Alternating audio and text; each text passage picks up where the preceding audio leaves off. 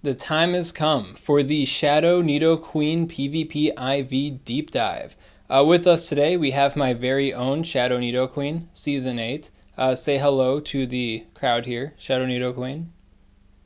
Hey, that worked out. At any rate, we're going to be talking about Shadow Nidoqueen's best PvP IVs and important breakpoints when it comes to Great League PvP. If you are curious about Ultra League PvP IVs for Shadow Nidoqueen, that will be in a future video. This one is focusing on the Great League.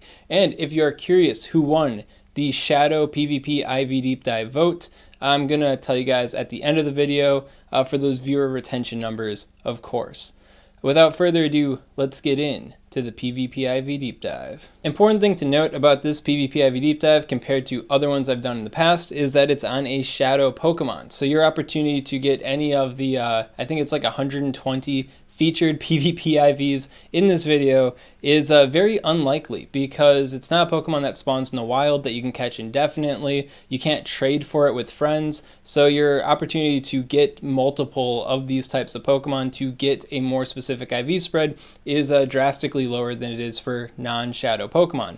As a result, this video, more so than others, but you should do this for every PvP IV deep dive I do, is that you should pay more attention to the breakpoints and then check the IVs of your own Pokemon and use like PvPoke or the Go Stadium PvP IV checker or PvPIVs.com. And I think PokeGenie and CalciIV also have a functionality where you can see the true stats of the Pokemon.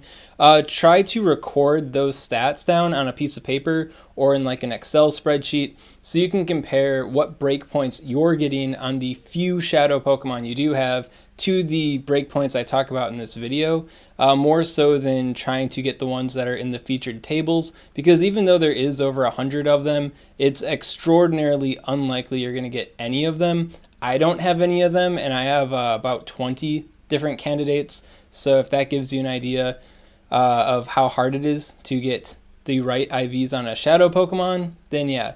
Good news is that Shadow Nidoqueen in the Great League, and for the most part in the Ultra League too, is pretty forgiving when it comes to like suboptimal IV spreads. And that's mostly because its defense stat in the Great League here is a little bit of a dump stat, so it's pretty easy to get a very okay Shadow Nidoqueen. That said, if you do get one of the featured IV spreads, congratulations to you. So to start out, we're going to talk about the HP stat. We're going in reverse here because HP is arguably Shadow Nidoqueen's most important stat. And the basic cutoff that I'm looking at here is 137 HP for general consistency. It improves your Scrafty matchup, it improves your Talonflame matchup, it improves your Greedent matchup, it improves other matchups below it too, such as Wishcash. So I think that's like the general safe point as far as HP is concerned. An important thing to highlight with this HP though is that a lot of these checkoffs that I was studying were based off of having like a 119 defense stat, and defense is a little bit of a dump stat. So I'd say like the lower your defense is, like if your defense is lower than like 119, then you're probably going to want to have like 138 or 139 HP just to make up for that, because a lot of these matchups that you're able to overcome by having this bigger HP stat is by you tanking a charge move or two from the opponent, and if your defense drops down, then they get charge move breakpoints, so your just 1 HP win becomes a you just lost because they got 1 extra damage on their charge move. So yeah, for about like every 1 defense you drop or so below 119, you're going to want to have an extra HP stat to kind of balance that out, make up for it a little bit. If you want to pursue even higher HP, 139 is actually pretty interesting for the Frostlass 2-2 shield scenario. You can beat that just straight Poison Fang. They won't be able to reach the KOing Avalanche, so that's pretty nice in a meta where, you know, you lead Nidoqueen, they safe swap Frostlass, you don't have anything in the back that can really deal with a energy leaded Frostlass that much, or maybe you know that their lead that they swapped out of and into Frostlass can be easily handled by something you have in the back, so you could just duke it out, stick it out with Shadow Nidoqueen here and take it on the 2-2, as so long as you got that 139 HP stat and a defense checkoff I'm going to talk about in the next section of this video. But this 139 HP is just based off of fast move damage, so no defense stat trickiness going on there, aside from the defense breakpoint, of course. And then if you want to go even further beyond, 141 HP can give you some interesting farm potential against Trevenant, but for that to matter, you need higher than a 119 defense stat, so getting both kind of difficult, kind of very unlikely, but if you got it, then congratulations. I guess your Shadow Nidoqueen has some interesting 1-1 shield scenario farm potential on Trevenant. And then the 141 HP can also help out in Pelipper situations as well, but that also kind of depends on the attack weight of the Pelipper and how much defense you got going on compared to their Weather Ball. So is it really going to help the Pelipper matchup? I don't know. But if you got big defense and you got the 141 HP, I think Pelipper is going to be crying a little bit when it goes up against your Shadow Nidoqueen. Then next up is the defense stat, and I would say overall defense does feel kind of like a dump stat. There are some really cool things you can do with really high defense, and if you got the big defense, big HP Shadow Nidoqueen, once again, congratulations to you.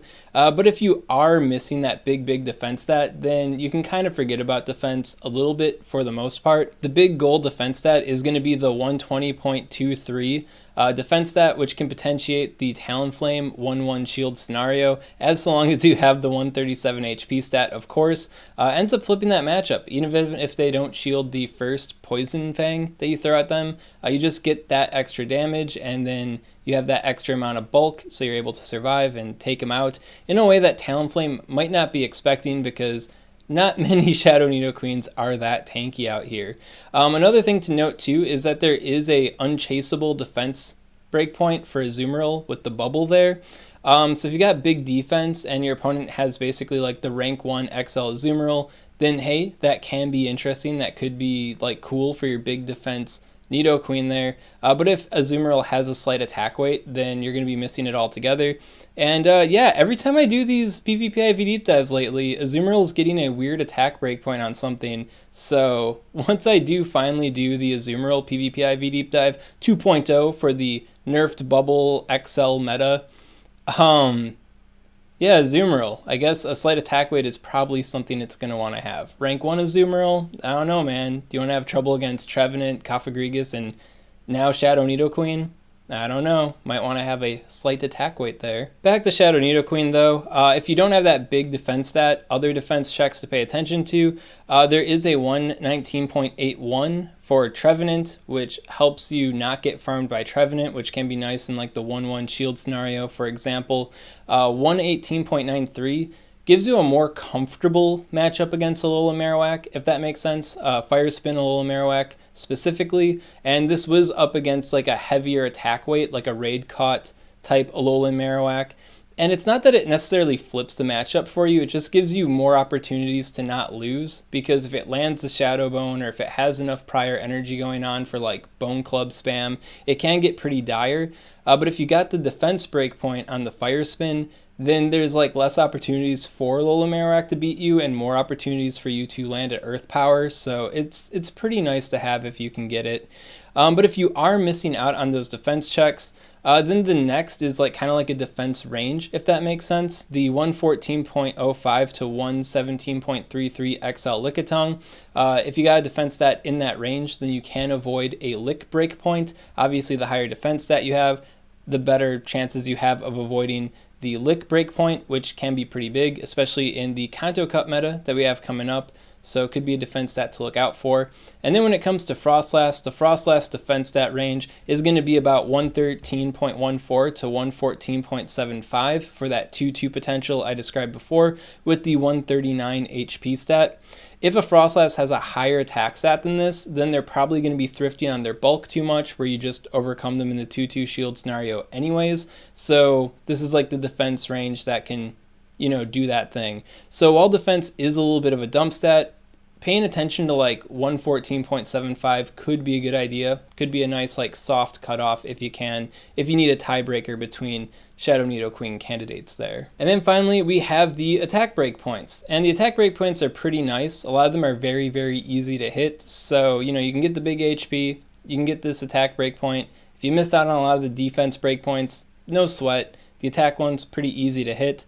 My favorite attack stat for Shadow Nidoqueen's got to be the 116.6, and that gives you an attack breakpoint on most Obstagoon. And yeah, with that, any sort of even-steven PV poke scenario, you won't see this doing anything for you, but it does give you more opportunities to farm Obstagoon. So it's a matchup that you already dominate, but you can now dominate it even harder because you don't have to throw a Poison Fang to close out the fight.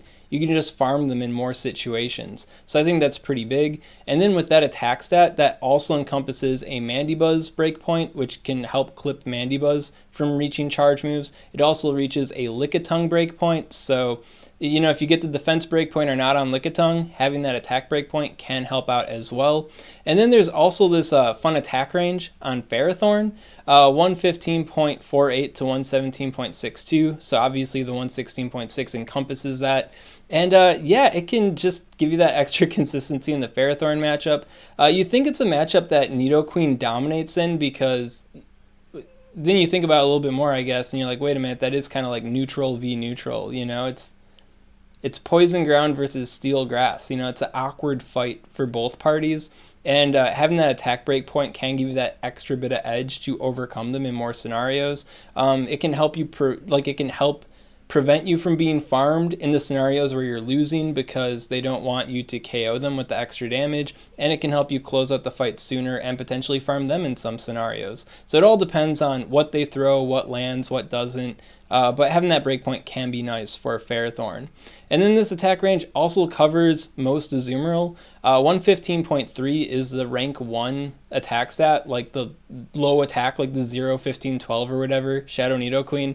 So if Azumarill has a slight defense weight, you may need up to 117.25, but I kind of doubt that they're going to have more of a defense weight there. At any rate, if you're getting these attack breakpoints, you're going to be getting this attack breakpoint. It makes Azumarill a little bit nicer. You know, they're getting a breakpoint on you, well, here's this, man. I'm getting a breakpoint on you, haha. Now, there are even higher attack breakpoints, but they're kind of like memes. But given your pool of, you know, Shadow Nidoqueens to choose from, they might be memes that you might want to pick up on. 118.03 can give you an Altaria breakpoint, and then 118.68 can give you a Greedent breakpoint, and then 118.8 can give you an Abomasnow breakpoint. And it doesn't exactly flip any of these matchups, but I mean, these are some pretty big meta Pokemon, so getting extra damage on them sooner can allow you to farm them down in some scenarios, could help you clip a final charge move or something like that. It could be nice. So just something to think about. And then when it comes to Altaria, not many people run with the rank 1 Altaria anyways, so you could think of it as like 117 something-ish, and that could be nice for Altaria. Now the time has come for the canned IV spreads. And when it comes to flavoring the Shadow Nidoqueen IV spreads, I went with a bulk focus and a attack focus spread. Now I'm a little bit crunched for time here. You can see I'm recording at night rather than during the day. It's my work weekend, and I got to get 2 more videos prepared for you guys in this small time that I have.